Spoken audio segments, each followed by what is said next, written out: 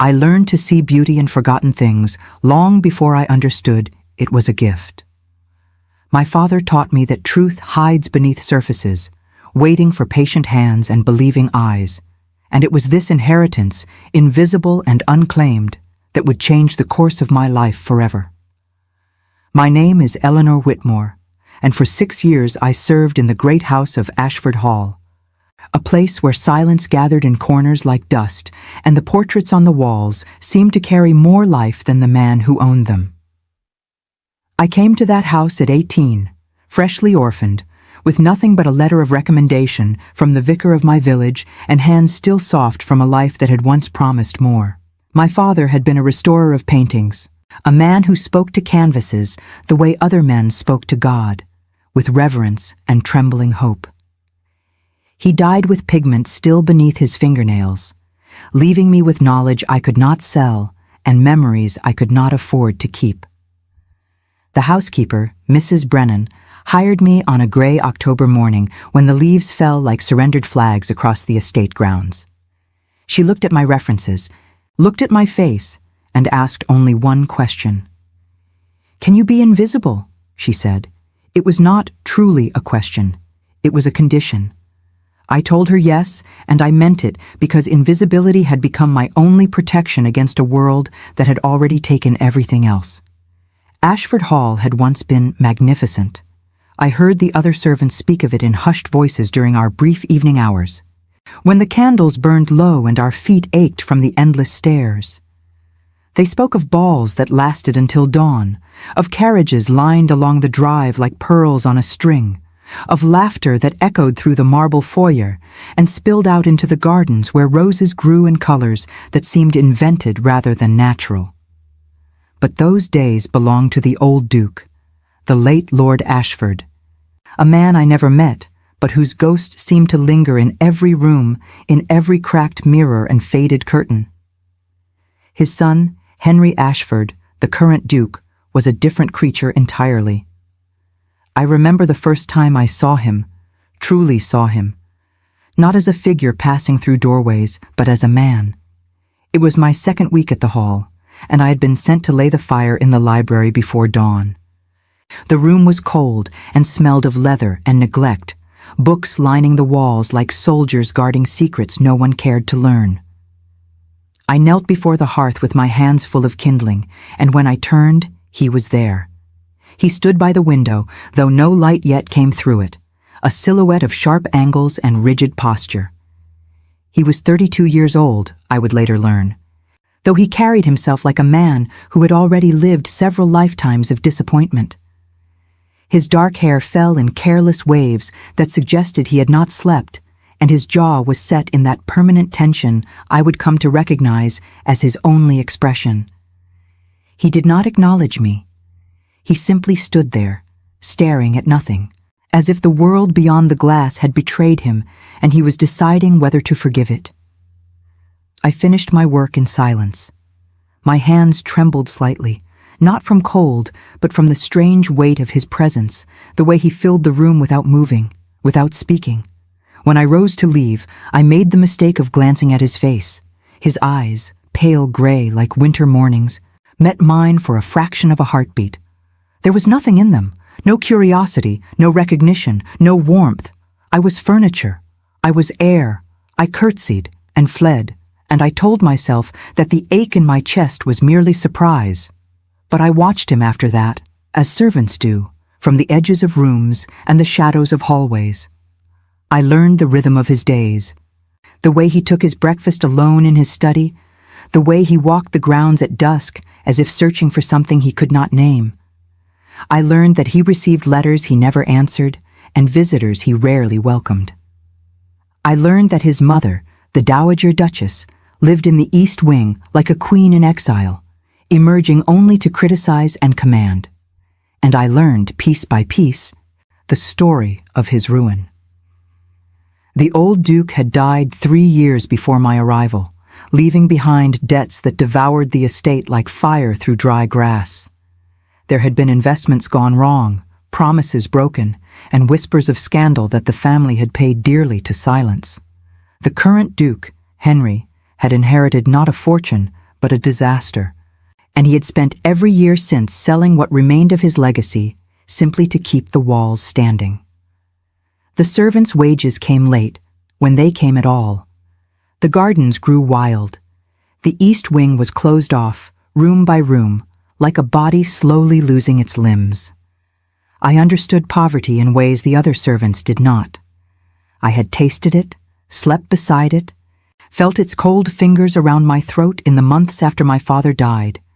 So I did not judge the Duke for his misfortune, though I might have judged him for his coldness, for the way he treated us as if we were ghosts already, unworthy of even the courtesy of acknowledgement. I told myself it did not matter. I told myself I was there to work, not to be seen, and that his indifference was a gift rather than an injury. But there was one room in Ashford Hall that called to me despite all my efforts to remain invisible, and it was a room that no one else cared to enter. The gallery on the second floor had once held the family's collection of art, paintings gathered over generations, portraits and landscapes and religious scenes that had been the pride of the Ashford name. Most of them were gone now, sold to pay creditors, leaving pale rectangles on the wallpaper where beauty had once hung. But a few remained, the ones too damaged or too obscure to attract buyers, abandoned in their frames like prisoners awaiting execution. I went there on my half-days, when the house was quiet and Mrs. Brennan believed I was in my room resting. I went because the paintings called to me in my father's voice, asking to be seen, to be remembered, to be understood. Most of them were beyond saving, water-stained and cracked, their varnish yellowed until the images beneath were mere suggestions. But I studied them anyway, tracing the brushstrokes with my eyes, imagining what they had once been. It was the closest I came to prayer. It was in that gallery, on a February afternoon when snow fell soft as whispered confessions, that I first saw the painting that would change everything. It hung in the corner farthest from the windows, so covered in grime and soot that it appeared to be nothing more than a black square in an ornate golden frame. The frame itself was beautiful, carved with leaves and flowers and the sort of craftsmanship that spoke of Italian masters, but the canvas it held seemed utterly lost. I had passed it dozens of times without stopping, assuming, as everyone else did, that whatever image had once lived there had been consumed by time and neglect. But that afternoon, the light fell differently. A single ray of winter sun found its way through the clouds, through the window, across the dusty floor, and struck the lower corner of the frame. And in that corner, where the light touched the canvas, I saw something that made my breath stop in my chest. Color. The faintest suggestion of blue, rich and deep as a summer sky at twilight, peeking through the blackened surface like a secret longing to be told. I moved closer without deciding to move, drawn by an instinct older than thought.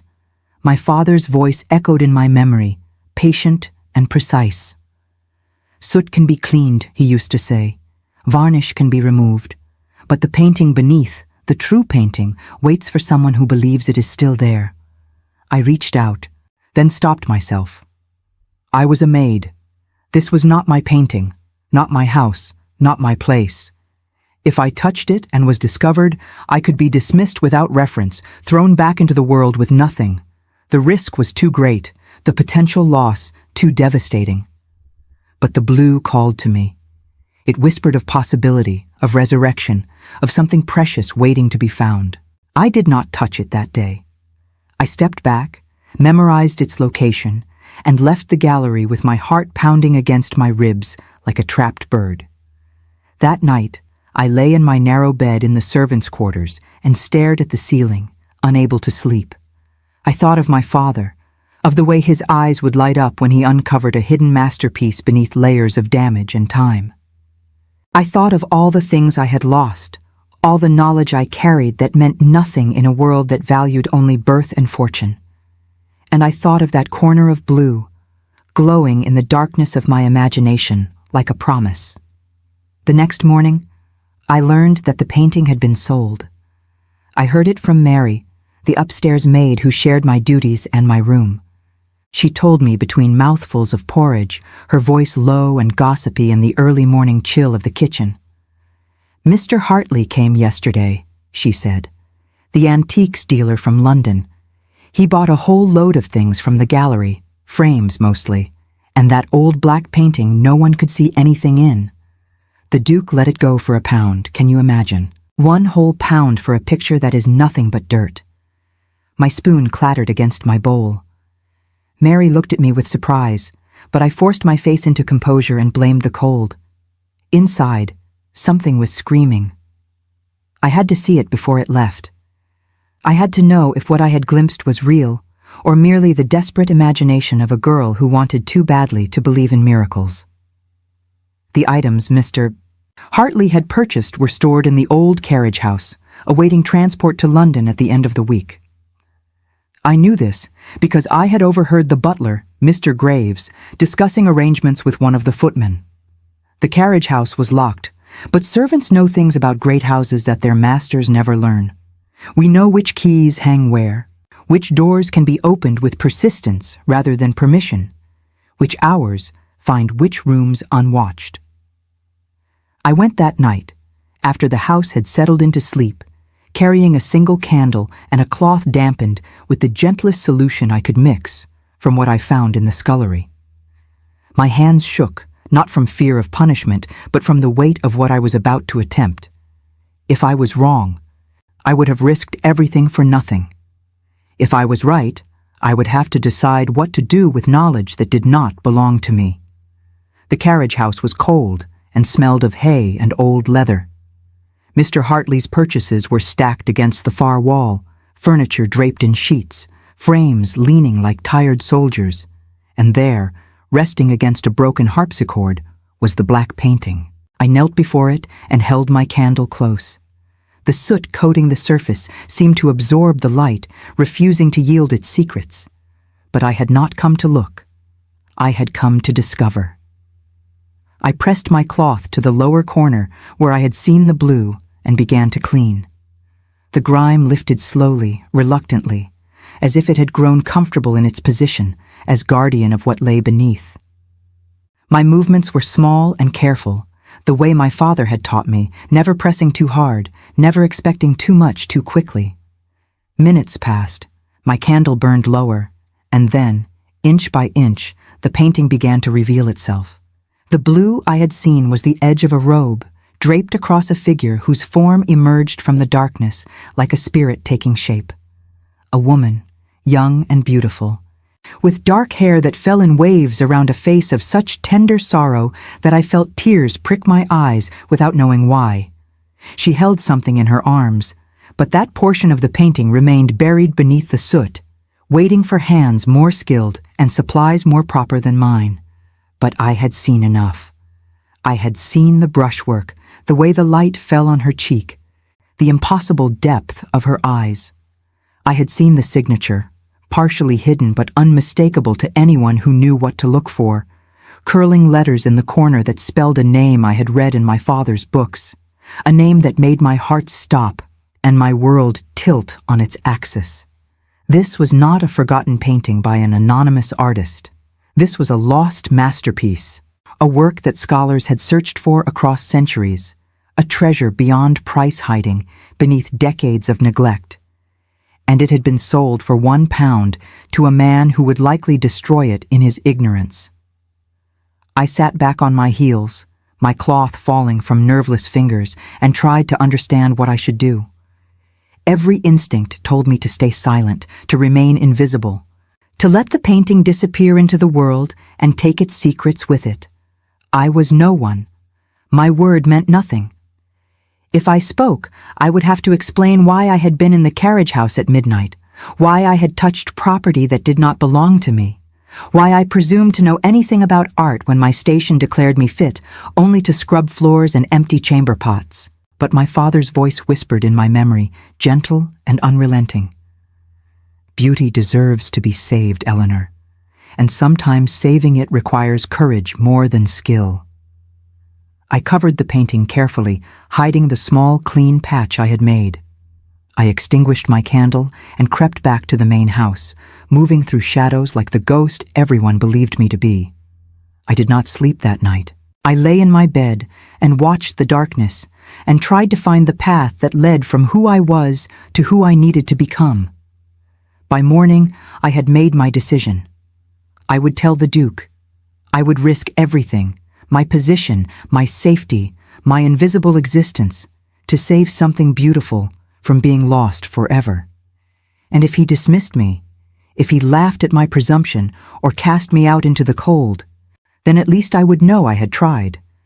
At least I would know that my father's gift, the only inheritance he had left me, had been used for something that mattered. I requested an audience through Mr. Graves, who looked at me as if I had sprouted a second head. Maids did not request audiences with dukes. Maids did not speak unless spoken to. But something in my face must have convinced him, or perhaps he simply wanted to witness my humiliation, because he agreed to pass along my request. The summons came that afternoon. I was to present myself in the Duke's study at 4 o'clock. I spent the hours between scrubbing floors I had already scrubbed, my mind racing through what I would say and how I would say it. I had no proof, only my eyes and my memory and the knowledge my father had given me. I had no standing, only my conviction and my willingness to be proven wrong. At 4 o'clock precisely, I stood outside the study door and knocked. His voice, deep and flat, commanded me to enter. The study was smaller than I had expected, lined with books that looked untouched and dominated by a desk covered in papers that seemed to represent the slow dismantling of an empire. The Duke sat behind it, his gray eyes lifting to meet mine with an expression of distant irritation. "You are the maid who requested to speak with me," he said. It was not a question. His voice held neither warmth nor cruelty, only a kind of exhausted indifference that cut deeper than anger would have.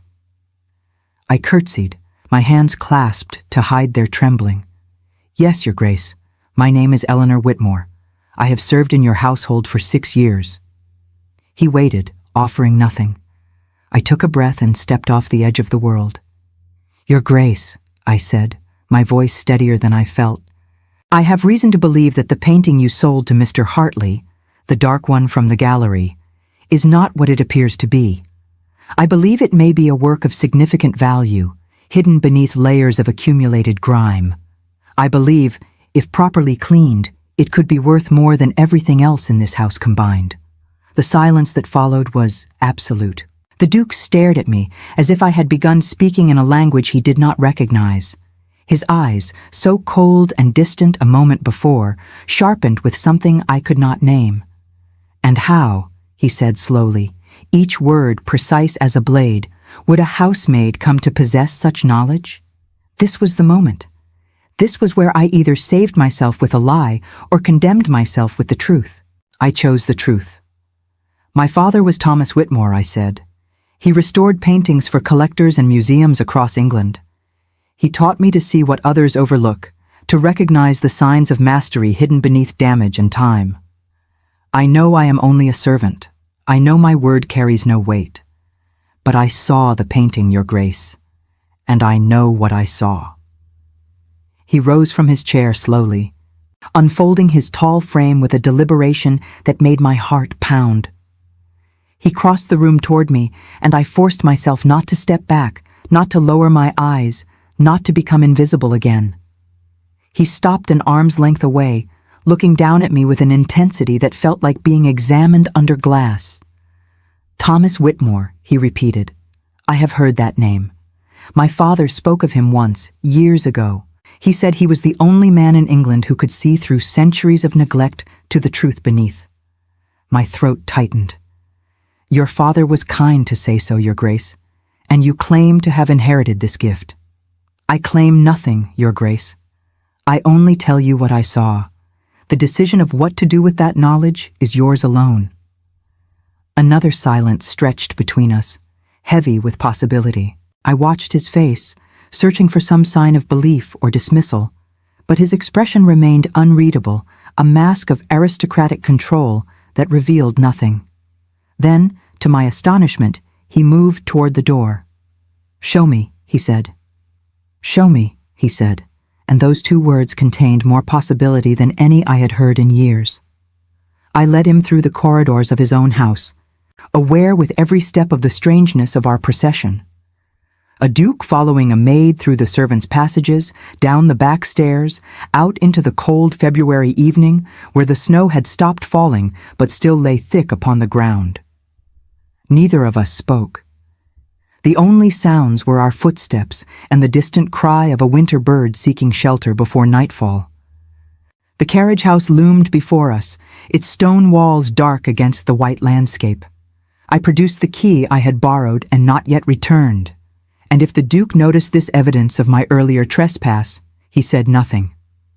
The door swung open with a groan of old hinges, and we stepped inside. The cold here was sharper, undisturbed by any fire or human warmth. I moved through the cluttered space with the confidence of someone who had already mapped its shadows, and the Duke followed, his presence behind me like a held breath. When I reached the painting, still leaning against the broken harpsichord where I had left it, I stopped and turned to face him. His eyes moved from my face to the canvas, and I watched his expression shift from guarded curiosity to something approaching contempt. It appeared, in the dim light filtering through the dirty windows, exactly as worthless as everyone believed it to be. A black rectangle, a ruined thing. Evidence, perhaps, of a maid who had lost her senses or sought to manipulate her master through false claims. I knelt beside the painting and pointed to the lower corner, where the small patch I had cleaned the night before revealed its secret. "Here, Your Grace," I said. "This is what I found." He moved closer, and I saw the moment when the contempt in his eyes transformed into something else entirely. He crouched beside me, heedless of the dust and debris that marked his fine coat, and stared at the exposed fragment of the painting as if it were a window into another world. The woman's robe, that impossible blue, glowed even in the failing light. The brushwork was visible now, each stroke deliberateness and mastery, building form from color in a way that seemed almost magical. And in the corner, partially revealed, the signature waited like a confession. The Duke reached out, his fingers hovering over the surface without touching it. His hand, I noticed, was trembling. "This cannot be," he whispered, and his voice had lost all its coldness, replaced by something raw and unguarded. "This cannot possibly be what it appears to be. I have only cleaned this small section," I said. "The rest remains buried. But if I am right, if this is what I believe it to be, then you have sold a treasure beyond price for the cost of a loaf of bread." He turned to look at me then, and for the first time since I had entered his service, I saw him truly see me. Not as furniture, not as air, but as a person with knowledge and perception and worth. The intensity of his gaze made something flutter in my chest, a sensation I did not welcome and could not name. "Who are you?" he asked, and the question seemed to contain multitudes. "I am no one, Your Grace. I am a maid who happens to have eyes trained to see what others miss, nothing more." He shook his head slowly, never breaking eye contact. "That is not true. That has never been true. And I have been a fool not to notice it sooner." I did not know how to respond to this. The ground beneath my feet, which had felt so solid when I was invisible, now seemed treacherous and uncertain. I had prepared myself for dismissal, for mockery, for the cold rejection of my claims. I had not prepared myself for this, for the way his eyes searched my face as if seeking answers to questions he had not yet learned to ask.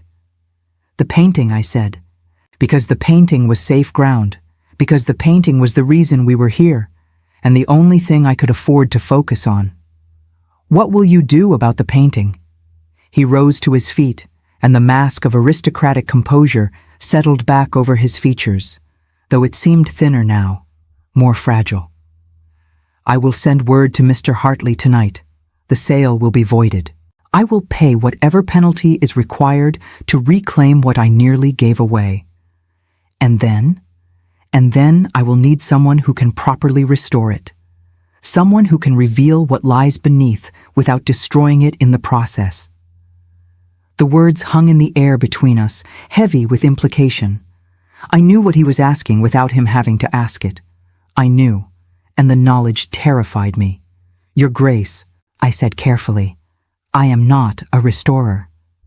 I know the theory, I know the techniques my father used, but I have never attempted such work myself.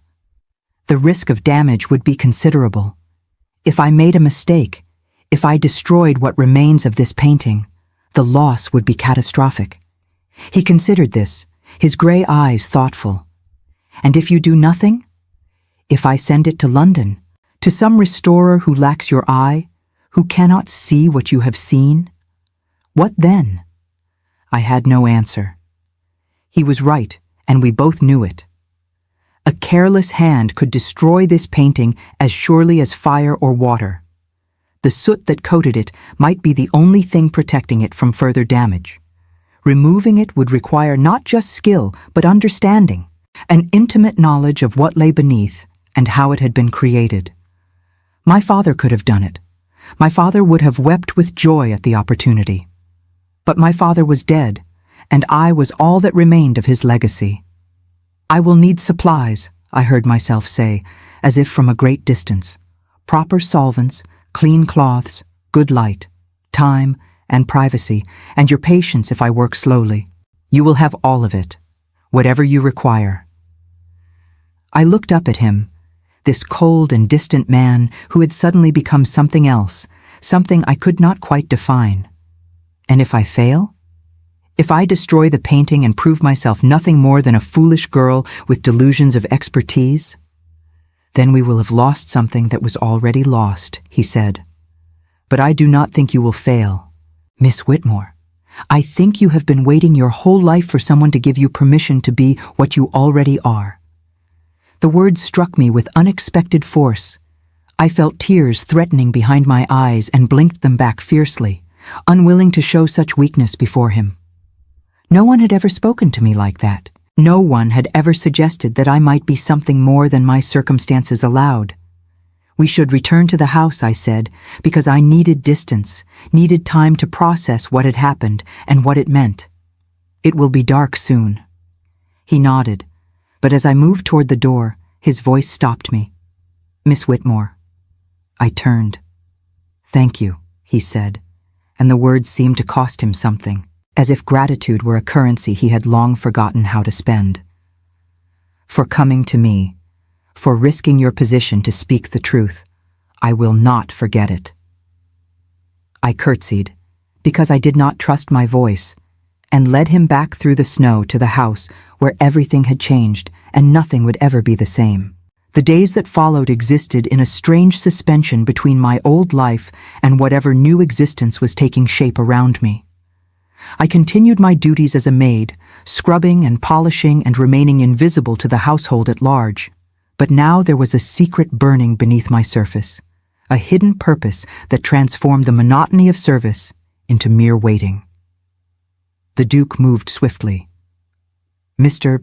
Hartley was summoned back to Ashford Hall, and I learned from Mary's whispered reports that the meeting had been tense but ultimately successful.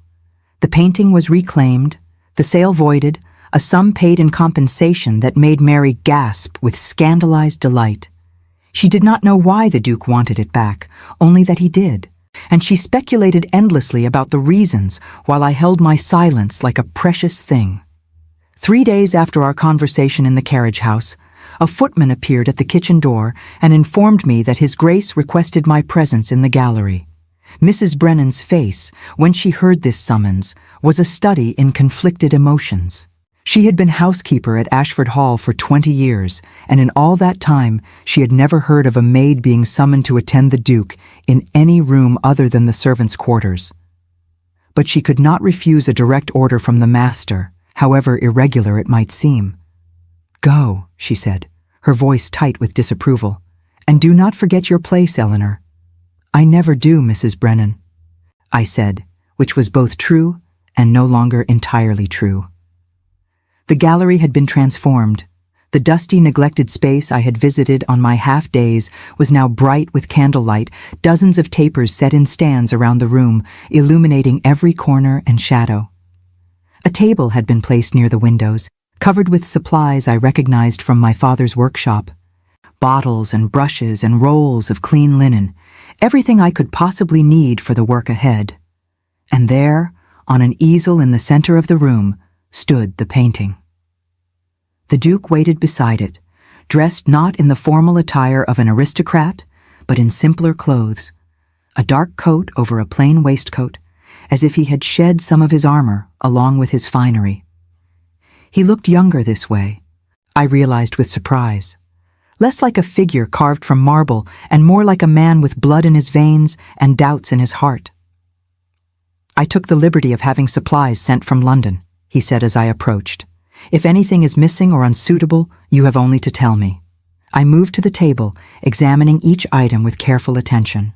The solvents were of the highest quality, the cloth soft and lint-free, the brushes made with hair so fine they might have come from a master's own collection.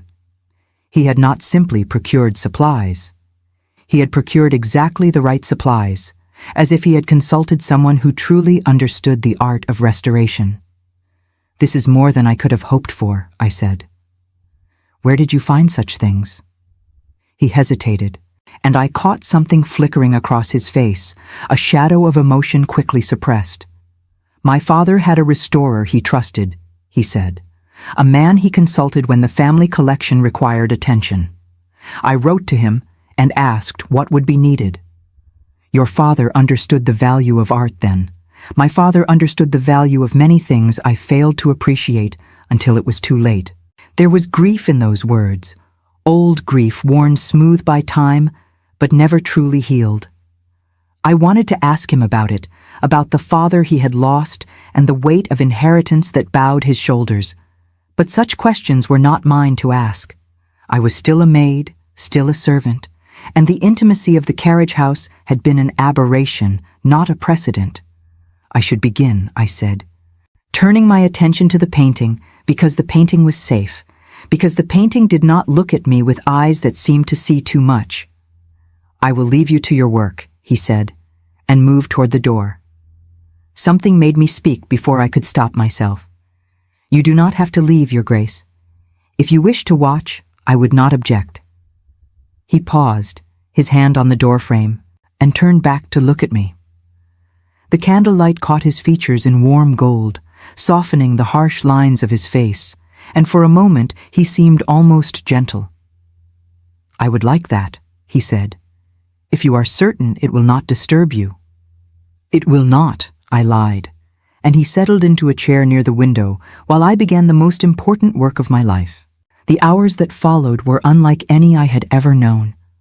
I fell into the rhythm of restoration, as if it were a language I had always spoken but never been allowed to use, my hands moving with instinctive certainty, my father's voice guiding me from memory. The soot lifted slowly, grudgingly, revealing color and form in fragments that gradually assembled themselves into meaning. The Duke watched in silence, and I forgot to be nervous under his gaze, because the painting demanded all of my attention, all of my care. By midnight, I had uncovered enough to confirm what I had suspected. The woman in the painting held not an object, but a spray of flowers, delicate white blooms that symbolized purity and love, rendered with a mastery that took my breath away.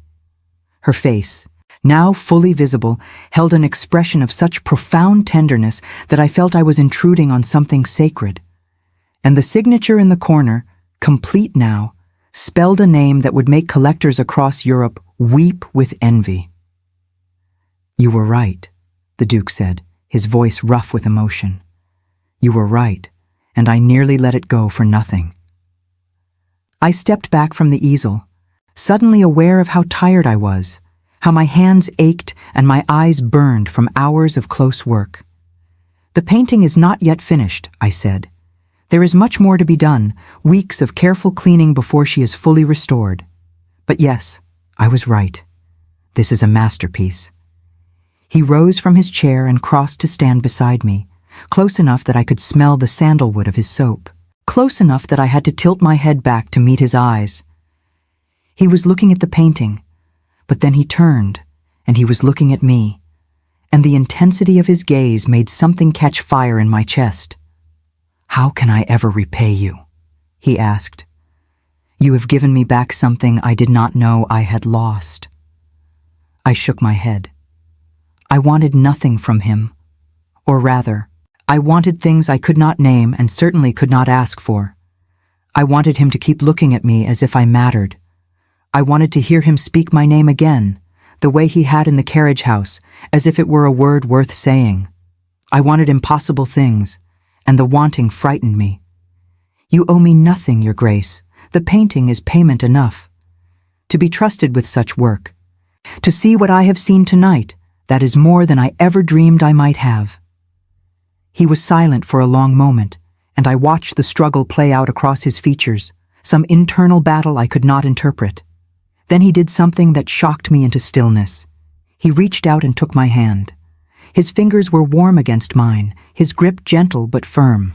The touch sent lightning through my veins, a shock of sensation I had never experienced and did not know how to process. I should have pulled away. I should have reminded him that maids do not hold hands with dukes, that such contact was improper at best and scandalous at worst. But I could not move. I could only stand there, feeling his hand around mine, watching his eyes as they searched my face for something I did not know how to give. "You see things others miss," he said quietly. "I wonder, Miss Whitmore, what you see when you look at me." The question hung between us, dangerous and irresistible. I thought of all the months I had watched him from the shadows, reading his grief and his loneliness and his desperate struggle to hold together a legacy that was crumbling around him. I thought of the coldness that had seemed like cruelty but might have been merely armor. I thought of the way he had followed me into the carriage house, trusted my judgment when he had no reason to, procured supplies with such care and attention that it spoke of something deeper than mere practical interest. "I see a man who has forgotten how to hope," I said, and the words came from some part of me I had not known existed. "I see someone who believes he deserves his suffering, who punishes himself for failures that may not have been his fault. I see loneliness so profound it has become invisible, even to the one who carries it." His breath caught. His hand tightened around mine. "And what else?" he whispered. "I see someone worth saving," I said, "the same way this painting was worth saving. I see beauty beneath the damage, waiting for patient hands and believing eyes." The silence that followed was the most eloquent I had ever experienced. We stood there, hand in hand, in a room full of candlelight and centuries-old masterpieces, and the distance between us seemed to collapse into something terrifyingly small. Then footsteps sounded in the corridor beyond, and we sprang apart as if burned. The spell was broken. I was a maid again, he was a duke, and whatever had passed between us retreated into the realm of things that could not be acknowledged or named. "It is late," he said, his voice carefully neutral. "You should rest. There will be time tomorrow to continue your work." "Yes, Your Grace," I said, and curtsied, and fled the room with my heart pounding and my hand still tingling where his fingers had touched. I did not sleep that night. I lay in my narrow bed and stared at the darkness and tried to understand what had happened, what was happening, what impossible path I had begun to walk. I told myself it meant nothing. I told myself he had been overcome with gratitude, with the emotion of seeing his family's treasure revealed, and that his touch and his words had been nothing more than the overflow of momentary feeling. But my heart did not believe it. My heart, that foolish and treacherous organ, had already begun to hope for something it had no right to want. And hope, I knew from long experience, was the most dangerous thing of all. The painting waited in the gallery, half revealed, beautiful and patient. The Duke waited somewhere in the vast house, a man I was beginning to know in ways that terrified me. And I waited, suspended between my old invisible life and some new existence I could not yet imagine, unable to go back and uncertain how to go forward. In the morning, I would return to the gallery and continue my work. In the morning, I would see him again, and we would both pretend that nothing had changed. But as I finally drifted into restless sleep, I knew with absolute certainty that everything had changed, and that there was no pretending powerful enough to make it otherwise. The weeks that followed took on a rhythm I had never expected, a pattern woven from candlelight and careful brushstrokes and the constant thrilling awareness of his presence. Each evening, after my duties were complete, I would climb the stairs to the gallery where the painting waited, and each evening, without fail, he would be there. We spoke little at first, bound by the invisible chains of propriety that dictated how a duke and a maid should interact. But silence, I discovered, could be its own form of intimacy. I learned the sound of his breathing, the way it deepened when something in the painting moved him. I learned the rhythm of his footsteps as he paced before the windows, the particular quality of his stillness when he stood behind me and watched my hands move across the canvas. I learned him in fragments, the way I was learning the painting, piece by piece, revelation by revelation. The masterpiece emerged slowly from beneath its shroud of neglect. Each night I uncovered new details, new wonders that made me catch my breath and sometimes brought tears to my eyes. The flowers the woman held revealed themselves to be orange blossoms, symbols of eternal love and marriage, rendered with such delicacy that I could almost smell their fragrance. The background, which I had assumed would be simple, proved to be a landscape of extraordinary depth, a garden in twilight with stars just beginning to appear above distant hills. Every inch of the canvas spoke of genius, of a hand guided by something beyond mere skill, and I felt honored beyond measure to be the one who brought it back to light. But as the painting revealed itself, so too did the Duke. It began with small things. A question about my father, asked late one evening when the candles had burned low and the house had settled into sleep. A comment about a book he was reading, offered almost shyly, as if he were unsure whether I would care to hear it. A moment when our hands brushed as he passed me a fresh cloth, and neither of us pulled away as quickly as we should have. He told me, in pieces scattered across many nights, about the father he had lost and the legacy he had inherited. The old Duke had been a man of grand visions and poor judgment, forever chasing investments that promised fortunes and delivered ruin. When he died, the debts he left behind had threatened to swallow everything, and Henry had spent 3 years doing nothing but selling and sacrificing and watching his birthright crumble. He had closed off the East Wing because he could not afford to heat it.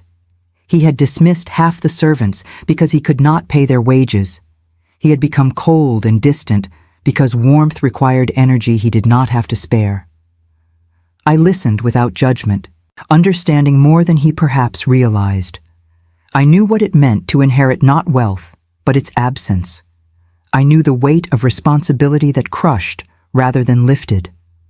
And I knew, though I did not say it, that his coldness had always been armor rather than nature, protection against a world that had given him nothing but disappointment. In return, I told him about my father, about the small cottage where I had grown up surrounded by paintings in various stages of repair, where the smell of linseed oil and turpentine had been as familiar as bread baking. About my mother, who had died when I was young, and whom I remembered only as a gentle voice singing in another room. About the dreams I had once harbored of following in my father's footsteps, of becoming a restorer myself. Dreams that had died when he did and left me with nothing but the knowledge he had given me and no means to use it. Until now, he said one night, when I had finished speaking and the silence stretched between us like a held breath. Until now, I agreed, and met his eyes, and felt something pass between us that neither of us had words for. It was on the 4th week, when the painting was nearly complete and the woman's face glowed with the soft light of resurrection, that the Dowager Duchess finally emerged from her exile in the East Wing. I had heard of her, of course. All the servants spoke of Lady Ashford in whispers, as if even mentioning her name too loudly might summon her formidable presence. She had been a great beauty in her youth, they said, and had ruled the household with an iron will until her husband's death had revealed the true state of his finances. Since then, she had retreated into bitter seclusion, emerging only to criticize and condemn, to remind everyone within earshot that things had been better before, and that the current state of affairs was a personal insult to her dignity. I was alone in the gallery when she appeared. The Duke had been called away on estate business, some matter with a tenant that required his immediate attention, and I had continued my work without him, finding comfort in the familiar rhythm of careful brushstrokes. I did not hear her approach until her voice cut through the silence like a blade. "So this is the maid who has bewitched my son." I turned, my heart lurching with sudden fear. She stood in the doorway like a figure from a portrait herself, tall and elegant despite her years, dressed in black silk that rustled with her every movement. Her face, still beautiful beneath the lines of age and grief, was set in an expression of cold assessment. Her eyes, the same pale gray as her son's, held none of his hidden warmth. They were ice, pure and unforgiving. "Your Grace," I said, and curtsied deeply, my mind racing to understand what she knew and how she knew it. "I am merely restoring a painting for His Grace." "Merely," she repeated, and the word dripped with contempt. She moved into the room with the slow deliberation of a predator, circling the easel, examining the painting without really seeing it. Her attention was fixed on me, pinning me in place like a butterfly to a board. "I have heard otherwise. I have heard that my son spends every evening in this room watching a servant girl pretend to be an artist. I have heard that he looks at you with something that has no place between a duke and a maid." I felt the blood drain from my face. Whatever friendship or understanding had grown between us, Henry and I had been careful to maintain propriety in all outward things. We had not touched since that night when he held my hand. We had not spoken words that could be interpreted as inappropriate. But the dowager, it seemed, had eyes that saw beyond surfaces. "His Grace has been kind enough to observe my work," I said, keeping my voice steady through sheer force of will. "The painting is valuable, and he wishes to ensure its proper restoration. Do not play games with me, girl."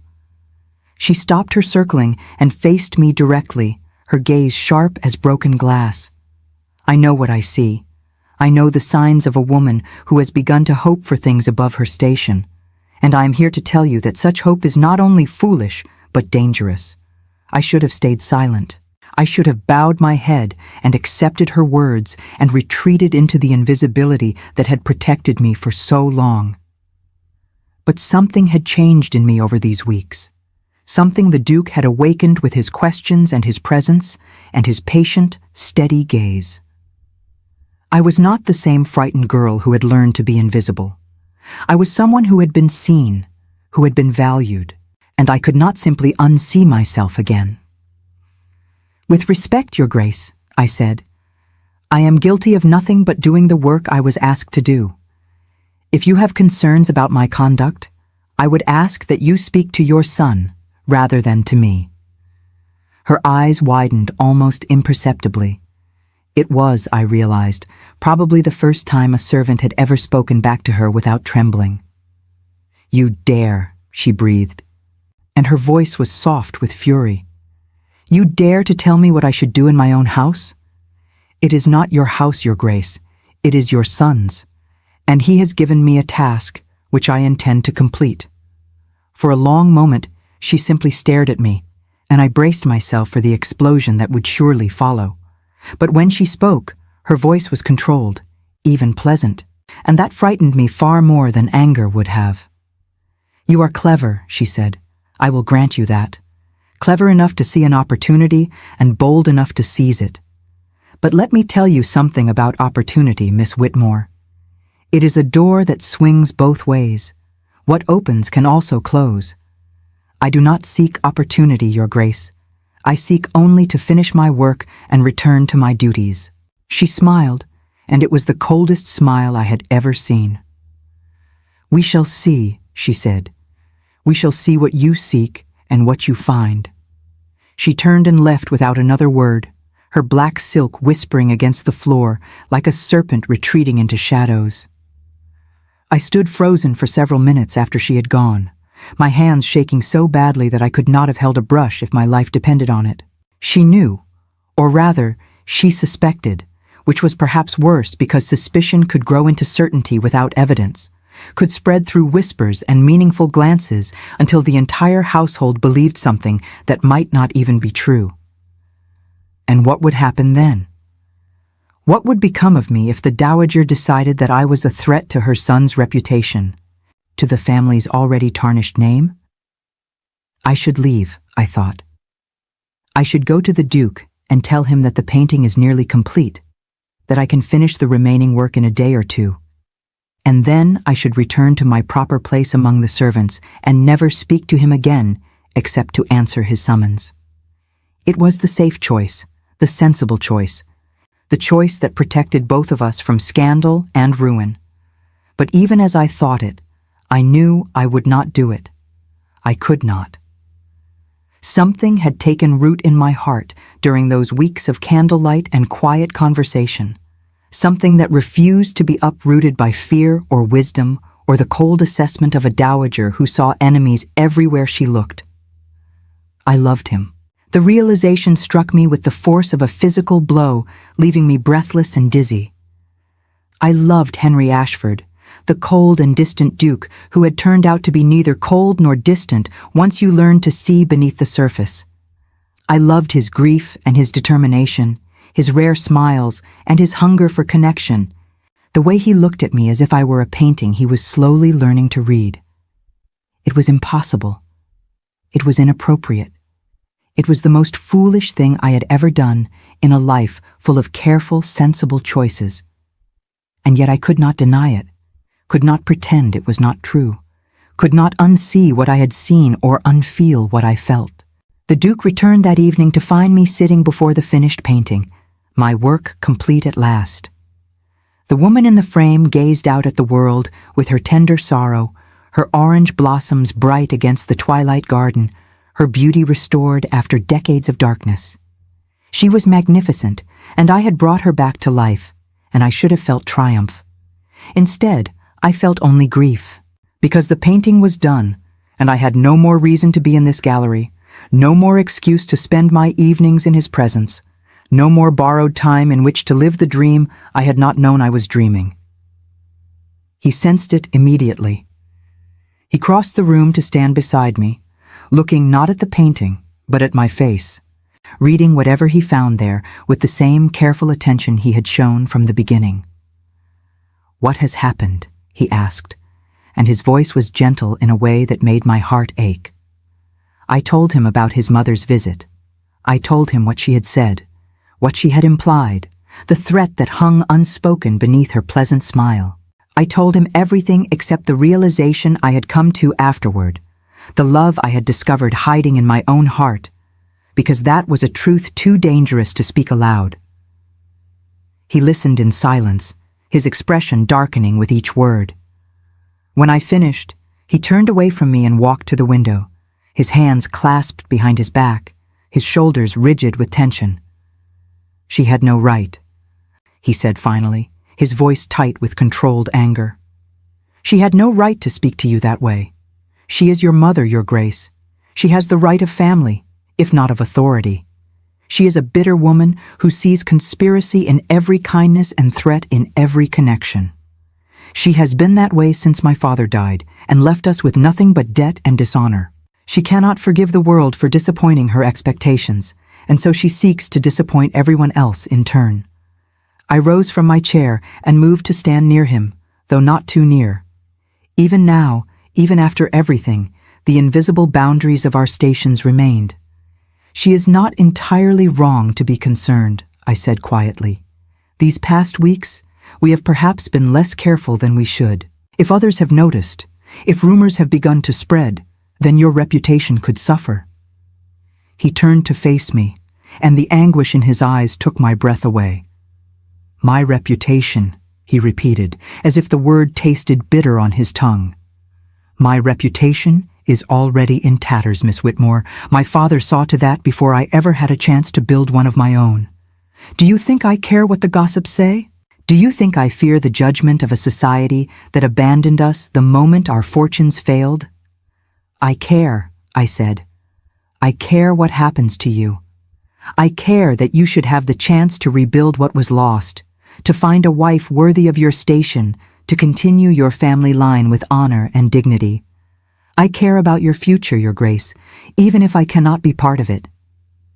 The words hung between us, more naked and vulnerable than any I had ever spoken. I watched him absorb them, watched the struggle play out across his features, and I knew that this was the moment when everything would be decided. He would either retreat behind his walls and let me go, or he would do something that changed us both forever. He did something that changed us both forever. He crossed the distance between us in 2 swift strides, cupped my face in his hands, and kissed me. It was not a gentle kiss, not a careful testing of boundaries. It was the kiss of a man who had been drowning and had finally found air, desperate and fierce and consuming. I should have pushed him away. I should have reminded him that I was a maid and he was a duke, and this could only end in disaster. Instead, I kissed him back. For one perfect, stolen moment, there was nothing in the world but the two of us. The warmth of his lips and the strength of his hands and the wild, impossible joy of being wanted by someone I wanted in return. The painting watched over us. The woman with her orange blossoms and her tender sorrow, witness to a scene that would have scandalized the very society that had abandoned us both. Then sanity returned, as it always must, and I pulled away. "We cannot," I breathed, though every part of me screamed in protest. "Your mother, the servants, the world outside these walls, they will never allow it. You know this, Your Grace." You know what would happen. He kept his hands on my face, his forehead resting against mine, his breath mingling with my own. "I know," he said. "I know what they would say, what they would do. But I find, Eleanor, that I no longer care." He had used my name, my Christian name, spoken like a prayer, like a promise. It shattered the last of my defenses and left me standing in the ruins of everything I had thought I knew. "The choice is not yours alone to make," I whispered. "If we are discovered, I will be ruined. I will never find another position, never be able to support myself, never be anything but a cautionary tale whispered among servants in great houses. You have nothing to lose that you have not already lost. But I have everything." He released me then, stepping back with a visible effort that made something inside me weep. "You are right," he said, and his voice was hoarse with emotion. "You are right, and I am a fool for forgetting it. I have been selfish, Eleanor.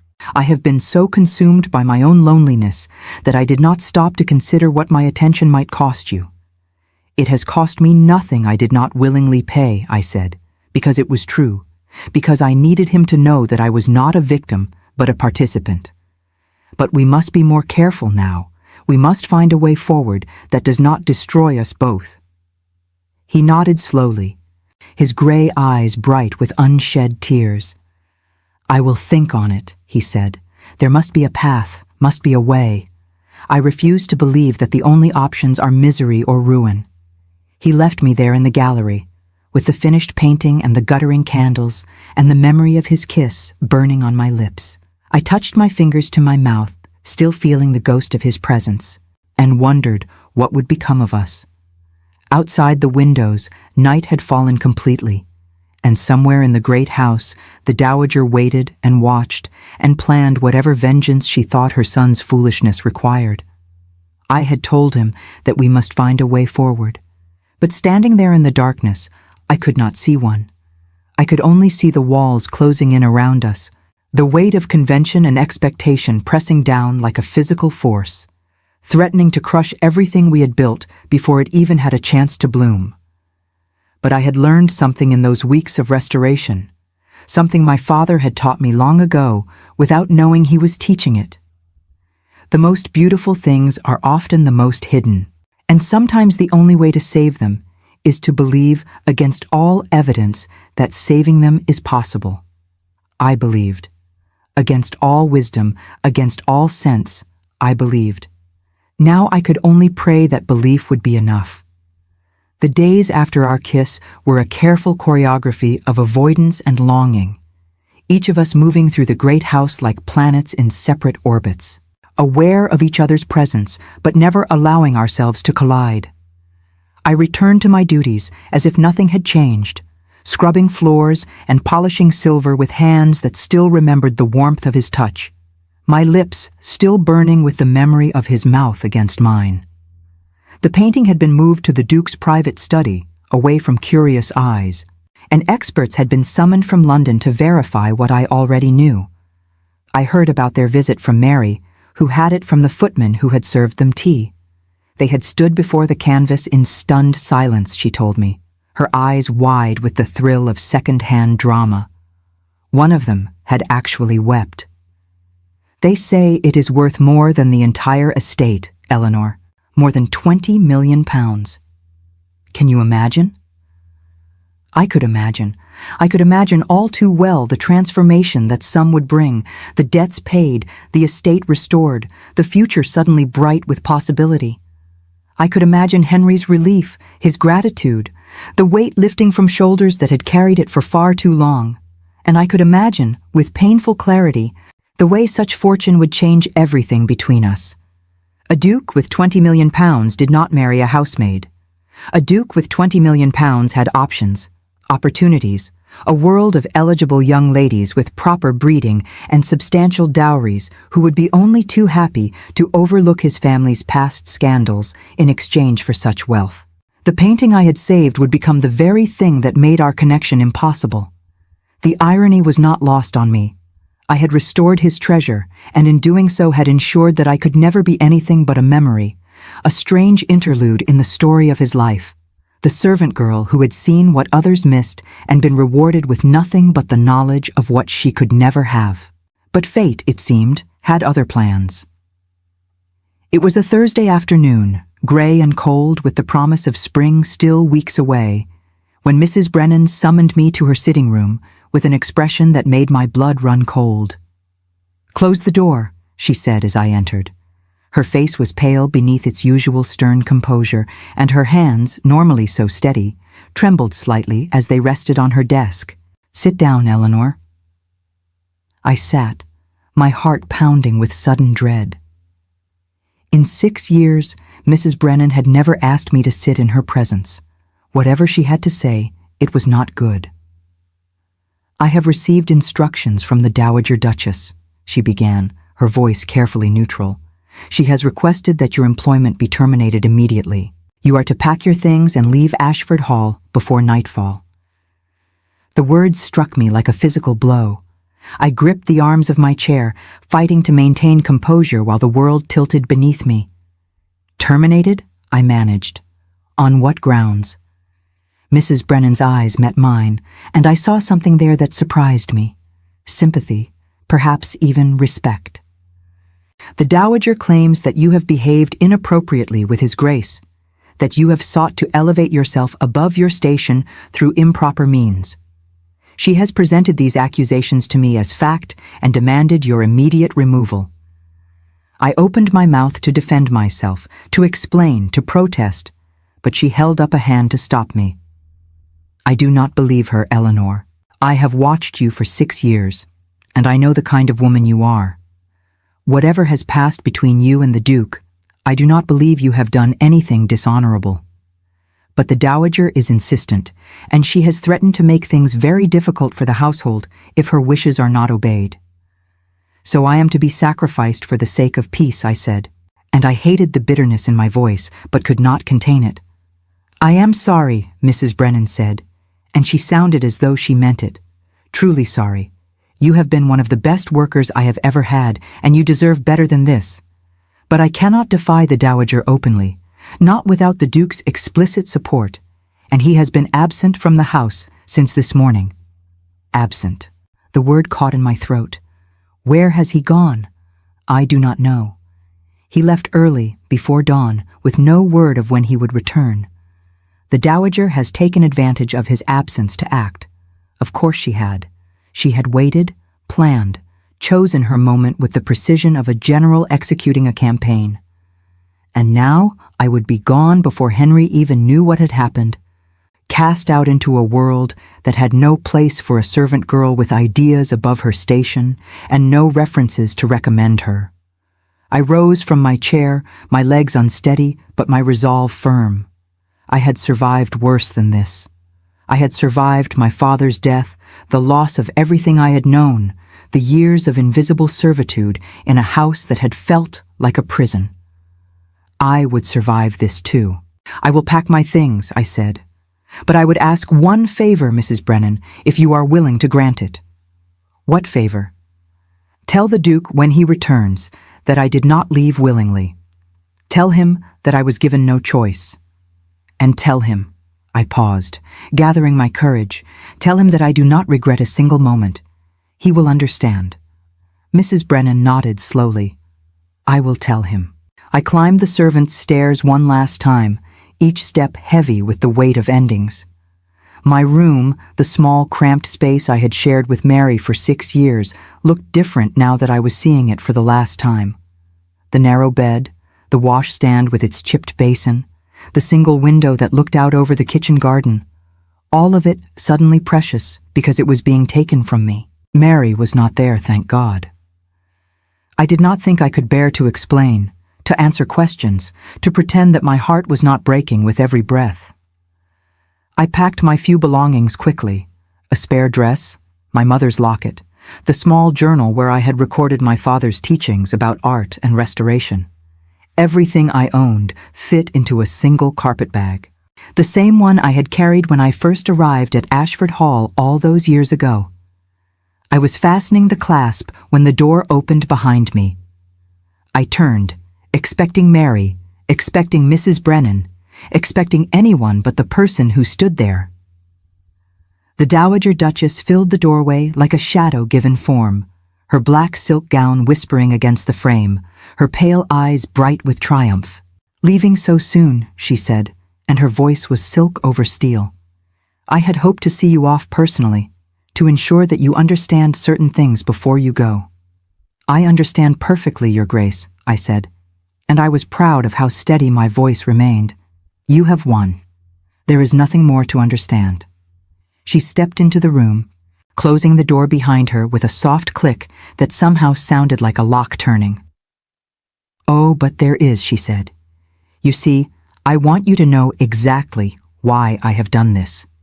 I want you to carry that knowledge with you into whatever pitiful existence awaits you beyond these walls. I said nothing. I simply waited, my carpet bag clutched in hands that refused to tremble.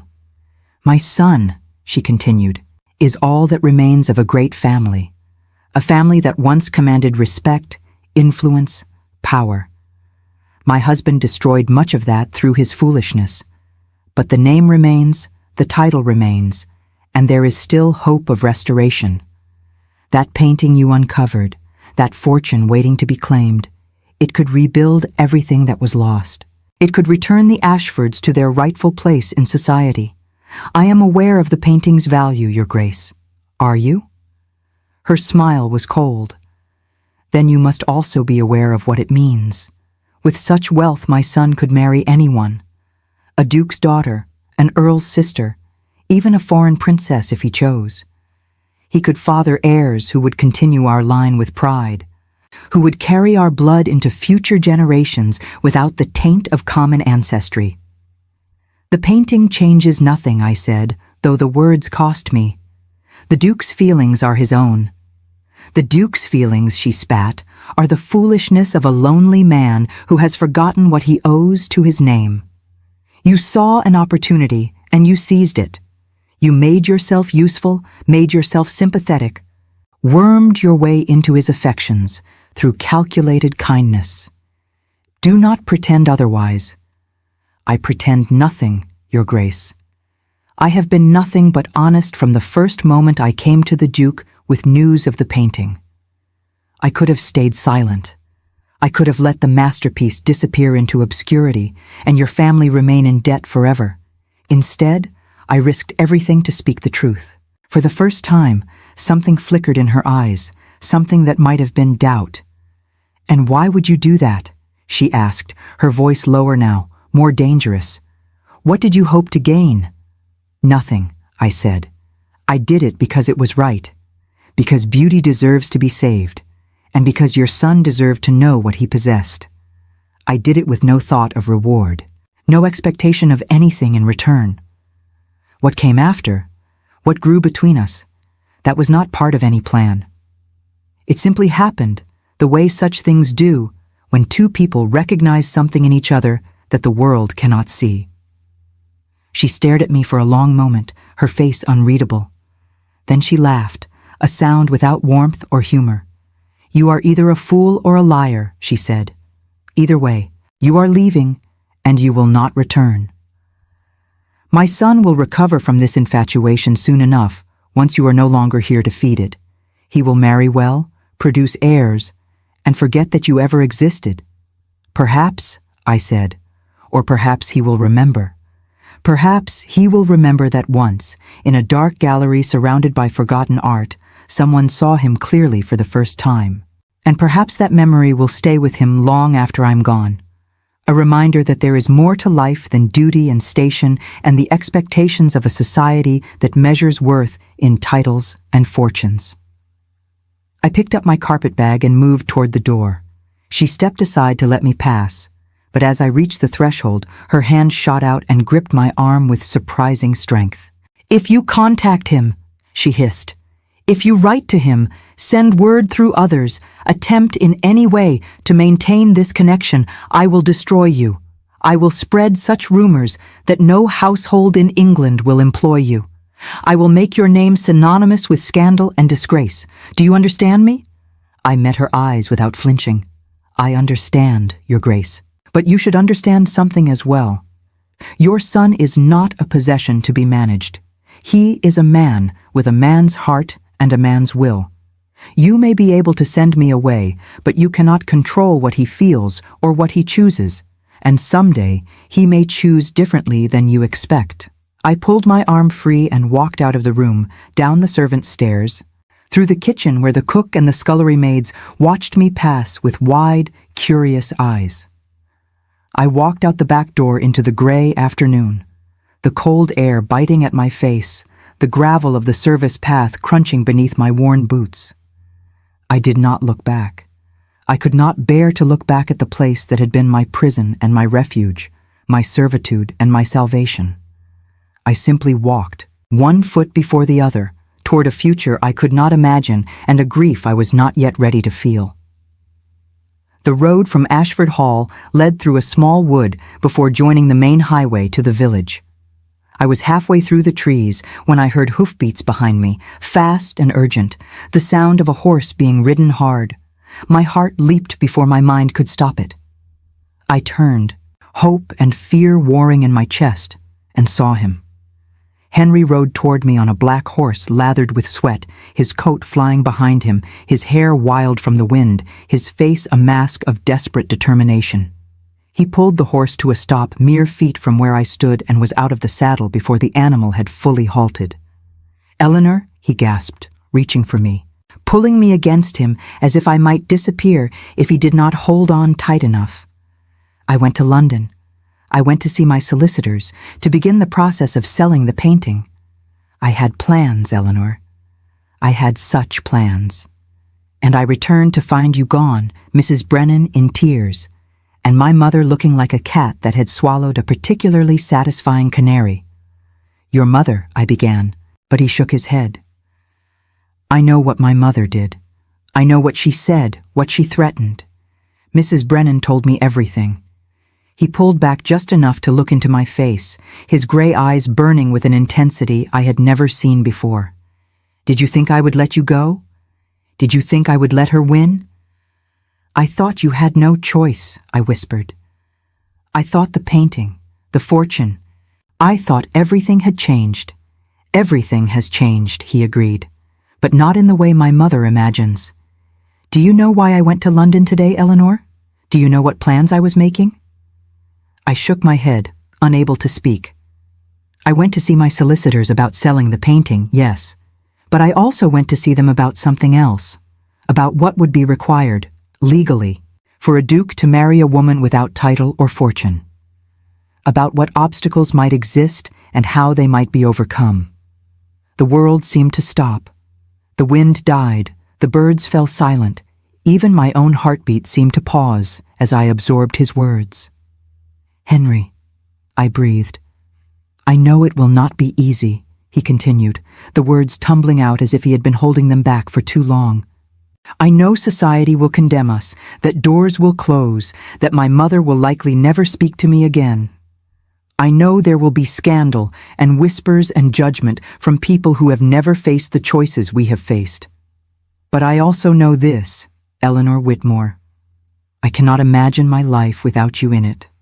I cannot go back to the cold, empty existence I was living before you walked into that gallery and saw what no one else could see. You saved a masterpiece. You saved me. And I will spend the rest of my life trying to be worthy of that salvation, if you will let me." Tears streamed down my face, hot against the cold air. I tried to speak but could not find words adequate to the moment. He reached into his coat and withdrew something small, something that caught the weak winter light and threw it back in fragments of fire. A ring. A simple gold band with a single diamond, elegant and understated, nothing like the ostentatious jewels I had seen on the hands of fine ladies. "This was my grandmother's," he said. "She was not born to nobility either. She was the daughter of a merchant who caught my grandfather's eye at a dance and refused to let him go. My mother conveniently forgets this, but I have never forgotten. Our family was built on love that defied convention once before. I see no reason it cannot be again." He knelt in the mud and the dead leaves, this duke, this lord of a great house, before a servant girl with a carpet bag and a broken heart that was rapidly mending itself. "Eleanor Whitmore," he said, "will you marry me?" I thought of all the reasons to say no. The scandal, the whispers, the dowager's wrath, the society that would never fully accept me, the challenges that would follow us all our days. I thought of the safe, sensible path, the one where I walked away and let him marry someone appropriate and tried to forget that I had ever been foolish enough to love a duke. And then I thought of the painting, hidden for decades beneath neglect and darkness, waiting for someone who believed it could be saved. "Yes," I said, and the word felt like coming home. "Yes, Henry, I will marry you." He slid the ring onto my finger, rose to his feet, and kissed me there in the winter wood, with his horse watching, and the wind beginning to blow again, and the whole impossible future spreading out before us like a landscape we had not yet learned to read. I did not know what would come next. I did not know how we would face his mother, society, the world that had no place for a love like ours. But I knew, with absolute certainty, that whatever came, we would face it together. And that, I was beginning to understand, was all that truly mattered. The scandal, when it came, was everything the dowager had promised and more. Word spread through the county like fire through dry summer grass, carried on the tongues of servants and shopkeepers, whispered in drawing rooms, and shouted in taverns. The Duke of Ashford had lost his mind. The Duke of Ashford had been bewitched by a common maid. The Duke of Ashford had thrown away his family's last chance at respectability for a woman who had no business even speaking to him, let alone wearing his grandmother's ring. I heard the whispers. I could not help but hear them, even in the small inn where Henry had installed me while he made arrangements for our wedding.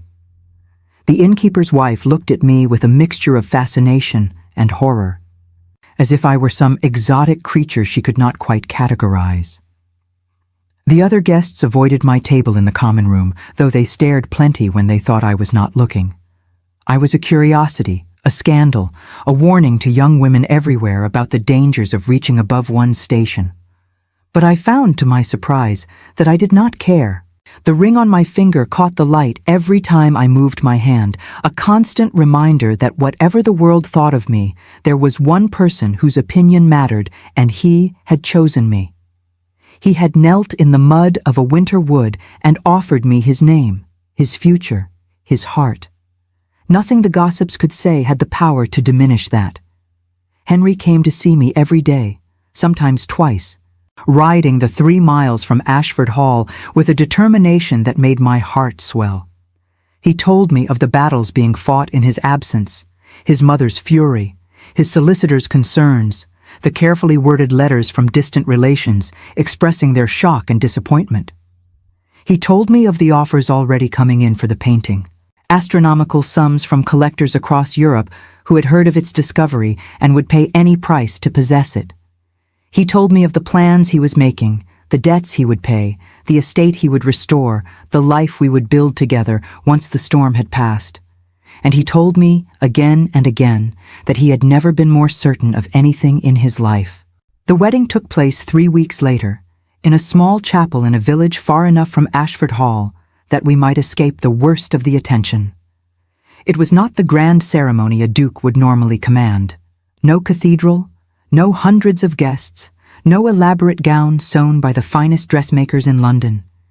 Instead, there was a country church with worn wooden pews, a handful of witnesses including Mrs. Brennan and Mary, who had both defied the dowager to attend, and a dress of simple white muslin that Henry had insisted on buying for me despite my protests. I remember walking down the aisle toward him, my hand trembling on Mrs. Brennan's arm because I had no father to give me away.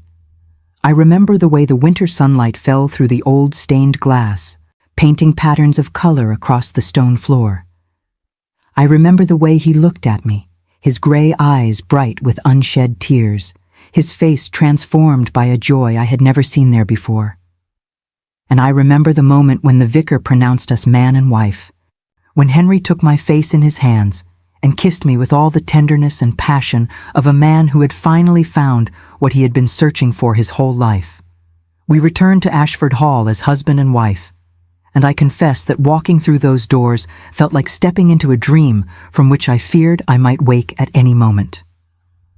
The servants lined the entrance hall to greet us, their faces a study in conflicted emotions, surprise and curiosity, and, in some cases, genuine happiness. Mrs. Brennan wept openly. Mary squeezed my hand and whispered that she had always known I was meant for something more. The dowager was notably absent. She had retreated to the east wing the moment she learned of the wedding, Henry told me, and had given orders that she was not to be disturbed. She had not spoken to him since he returned from the chapel, had not acknowledged my existence, had made clear through her silence that as far as she was concerned, both of us had ceased to exist. I expected this to grieve him more than it did. But when I expressed my concern, he simply shook his head and smiled a smile that held both sadness and relief.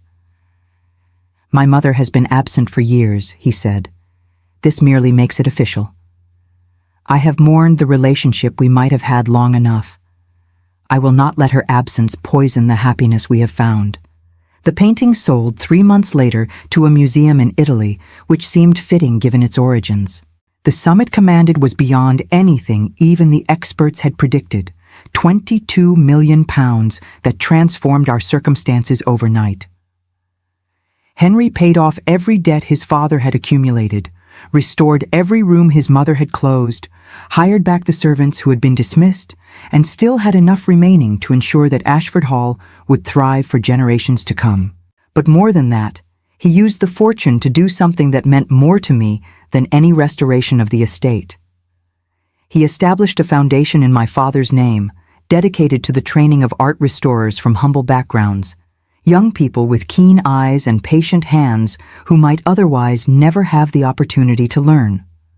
The Thomas Whitmore Institute, he called it, and when he showed me the documents, when he explained what he had done and why, I wept in his arms for the better part of an hour.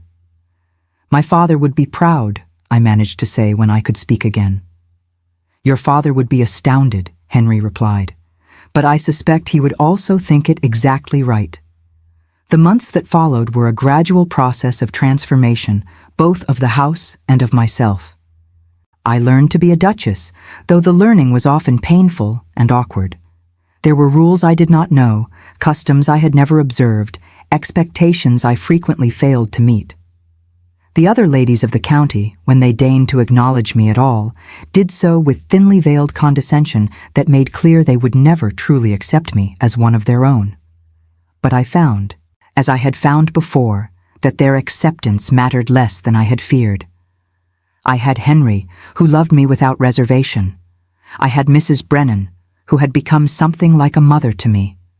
I had Mary, now elevated to the position of my personal maid, who kept me grounded with her irreverent observations and her absolute refusal to treat me any differently than she always had. And I had purpose, real purpose, overseeing the restoration of the estate's remaining artwork, building the foundation that bore my father's name, learning to be a partner to a man who valued my mind as much as my heart. Spring came to Ashford Hall, and with it came the beginning of something I had not dared to hope for. I knew before I told Henry, knew in the way women have always known, through the subtle changes in my body and the strange new tenderness of my heart. I waited until I was certain, until the physician had confirmed what I already felt, before I shared the news. We were in the gallery, the room where everything had begun, now bright with restored paintings and fresh paint and the light of an April afternoon. He was standing before the space where the masterpiece had hung, now occupied by a smaller work, a landscape of no particular distinction that I had cleaned and preserved simply because it deserved to be saved. "I have something to tell you," I said, and something in my voice made him turn immediately, his eyes searching my face with sudden concern. "What is it? Are you unwell?" "I am very well," I said, and I could not help the smile that spread across my face. "I am better than well, Henry. I am with child." The silence that followed was absolute. I watched his expression shift from concern to confusion to dawning comprehension, and then to a joy so profound that it seemed to illuminate him from within. "A child," he whispered. "Our child." I nodded, tears already spilling down my cheeks. "In the autumn, if the physician's calculations are correct. A new life, Henry. A new beginning." He crossed the room in 3 strides and swept me into his arms, holding me as if I were something precious beyond measure, something he could not quite believe he had been given the right to hold. "I love you," he said against my hair. "I love you, Eleanor." I did not know it was possible to be this happy. I did not know such happiness existed in the world. I pulled back just enough to see his face, to memorize the look in his eyes, to store this moment in my heart where I could return to it whenever I needed reminding of how far we had come. "There is something else," I said, "something I have been thinking about for some time." "What is it?" "I want to see your mother. I want to tell her about the child myself." The joy in his face flickered, shadowed by something more complicated. "Eleanor, you do not have to. She has made her feelings clear. You owe her nothing." "I know," I said, "but she is your mother, Henry. Whatever she has done, whatever she may think of me, she is still your mother. And this child will be her grandchild. The continuation of the family line she cares so much about." Perhaps, I hesitated, searching for the right words. Perhaps the news might change something. Perhaps it might be a bridge. He was quiet for a long moment, his hands still resting on my waist, his eyes searching mine for something I could not name. "You are a better person than she deserves," he said finally. "A better person than I deserve. I am simply a woman who has learned that holding on to anger serves no one," I replied. "Life is too short, too precious, to spend it nursing grievances. If there is any chance of reconciliation, I want to try." He nodded slowly. "Then we will try together." We found the dowager in her sitting room in the east wing, a space I had never entered as a servant and had not yet entered as a duchess. She sat by the window in a chair that had once been elegant but had grown shabby with age and neglect, looking out at the gardens below with an expression of profound emptiness. She did not turn when we entered. She did not acknowledge our presence at all until Henry spoke her name. "Mother," he said, "we have come to speak with you." "I have nothing to say to either of you," she replied, her voice flat and cold. "You made your choice, Henry. You married your maid and made a mockery of everything our family has stood for. I do not intend to pretend otherwise." I stepped forward before Henry could respond, my heart pounding but my voice steady. "Your Grace," I said, "I know you do not approve of me. I know you believe I have somehow trapped your son, deceived him, used him for my own advancement. But I want you to know the truth, from my own lips, whether you choose to believe it or not." She turned then, her pale eyes meeting mine with something that might have been contempt or might have been curiosity. "Go on," she said. "Say your piece and be done with it." I took a breath. "I did not seek your son's attention. I did not plan to fall in love with him, did not scheme or manipulate or do any of the things you have accused me of. I simply saw something beautiful hidden beneath damage, and I could not let it be destroyed. First the painting, and then the man. I saw the loneliness in him, the grief he carried, the way he had been slowly suffocating under the weight of a legacy he never asked to inherit. And I could not look away. She said nothing, but something in her expression shifted almost imperceptibly. "I know I will never be what you wanted for him," I continued. "I cannot give him noble connections or political alliances or the approval of society. But I can give him love. I can give him partnership. I can give him someone who sees him as he truly is, not as a title or a fortune or a means to an end. And I can give him this." I placed my hand on my belly, where new life was even now growing, and I saw the dowager's eyes follow the gesture with sudden, startled attention. "I am carrying his child," I said, "your grandchild, the next heir to the Ashford name. The continuation of the family line you have spent your life trying to protect. Whatever you think of me, whatever you feel about this marriage, this child is innocent. This child deserves to know its grandmother." The silence that followed was the longest I had ever experienced. I watched the dowager's face, searching for some sign of her reaction, some hint of what she was feeling beneath that carefully maintained mask of aristocratic composure. And then, to my astonishment, I saw a tear slide down her cheek. She turned away quickly, but not quickly enough. I had seen it, that single tear, and it told me everything I needed to know about the woman behind the coldness. She was not cruel. She was afraid of losing her son, her legacy. Everything she had clung to in the years since her husband's death had stripped away her security and her certainty. She had lashed out at me, not because she hated me, but because she did not know how else to respond to a threat she did not understand.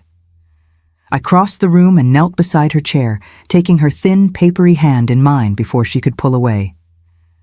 "I am not your enemy," I said softly. "I never was. I only ever wanted to love your son and be loved by him. If you can find it in yourself to accept that, then I would like us to be family, real family, not enemies forced to share a roof." She looked at me then, really looked at me, and I saw the mask crack just a little more. "You truly love him," she said, and it was not a question. "With all my heart, Your Grace." Another long moment passed. Then, slowly, hesitantly, her fingers curled around mine. "The child," she said, her voice barely above a whisper. "You will let me know the child?" "Of course," I said. "A child should know its grandmother." She nodded once, a single sharp movement, and then pulled her hand away. But there was something different in her eyes now, something that had not been there before. It was not acceptance, not yet. It was not forgiveness or approval or any of the things I might have hoped for in my most optimistic moments. But it was a beginning. A crack in the wall she had built around herself, a single ray of light penetrating the darkness of her isolation. And beginnings, I had learned, were enough. Beginnings were everything. Our daughter was born on a golden October afternoon when the leaves outside the window blazed with color and the air smelled of wood smoke and ripening apples. We named her Rose, for the flowers in the painting that had brought us together, and she was perfect in every way. 10 tiny fingers and 10 tiny toes, and a cry that filled the room with the sound of new life. Henry wept when he held her for the first time. I watched him through my exhaustion. This man who had once seemed carved from ice, now cradling his daughter with such tenderness that my heart felt it might burst. "She has your eyes," he said, looking up at me with wonder written across his face. "She is beautiful, Eleanor. She is the most beautiful thing I have ever seen. She has your stubbornness," I replied, and managed a tired smile. I could feel it when she decided it was time to arrive. She was not interested in waiting.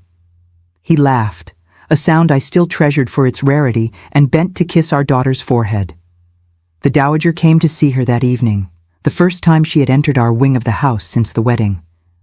She stood in the doorway for a long moment, uncertain, as if she were not sure she would be welcome. But when I held out my hand to her, she came, crossing the room with slow, careful steps and peering down at the bundle in my arms. "Rose," I said, "meet your grandmother." The dowager reached out one trembling finger and touched the baby's cheek, so gently it was barely a brush of skin against skin. Rose turned her head toward the touch, her rosebud mouth opening in a yawn that made her grandmother smile, a real smile, the first I had ever seen on that stern and guarded face. "She is lovely," the dowager said, and her voice cracked on the word. "She is absolutely lovely. Would you like to hold her?" She looked at me then, and I saw in her eyes something I had never expected to see there. Gratitude. "Yes," she said, "I would like that very much." I placed my daughter in her grandmother's arms and watched as 2 generations of pain and pride and stubborn solitude began, slowly, to heal. Later, when the dowager had gone, and the nurse had taken Rose to the nursery, and Henry lay beside me on our bed, holding my hand as the last light of day faded into dusk, I found myself thinking about the painting that had started everything. It hung now in an Italian museum, thousands of miles away, admired by crowds who would never know the story of its rescue. But I did not need to see it to remember. I could close my eyes and see every brushstroke, every shade of impossible blue, every delicate petal of those orange blossoms. I could see the woman's face, her tender sorrow, her patient hope. She had waited centuries for someone to see her, and in the end, she had been saved. I thought about all the things that had been hidden in my life, all the beauty buried beneath layers of damage and neglect. My father's gift, unrecognized and unused for so many years. My own worth, invisible to everyone including myself. Henry's capacity for love, frozen beneath the ice of grief and duty. Even the dowager's heart, locked away behind walls of fear and pride, all of it waiting, all of it hoping, all of it believing, somewhere deep down, that patient hands and believing eyes would come. "I have been so blessed," I whispered to Henry in the gathering dark. I did not know such happiness existed. He turned his head to look at me, his gray eyes soft with love. "You created this happiness, Eleanor. You saw what no one else could see, and you had the courage to reach for it. Everything we have, everything we are, began with you." "It began with us," I corrected. "It began with 2 lonely people who found each other in a dark gallery and discovered that they were not as alone as they had believed." He smiled and kissed my forehead. "Then we are both blessed." Outside the window, the first stars were appearing in the autumn sky, bright points of light against the deepening blue. Somewhere in the house, our daughter slept, dreaming whatever dreams newborn babies dream. And somewhere in the east wing, a grandmother was perhaps dreaming too of the family she had almost lost and the chance she had almost missed. I closed my eyes and let sleep begin to claim me, my hand still wrapped in Henry's, my heart still full to overflowing. I had spent so many years learning to be invisible, to move through the world without leaving a mark. I had believed that safety lay in being unseen, in wanting nothing, in expecting nothing. But I had been wrong. Safety was an illusion, a cage that protected nothing but fear. True life lay in being seen, in being known, in reaching for what the heart desired, even when the mind insisted it was impossible. I had reached, and I had been caught. I had hoped, and hope had not betrayed me. And as I drifted into dreams, I knew with perfect certainty that I would never be invisible again.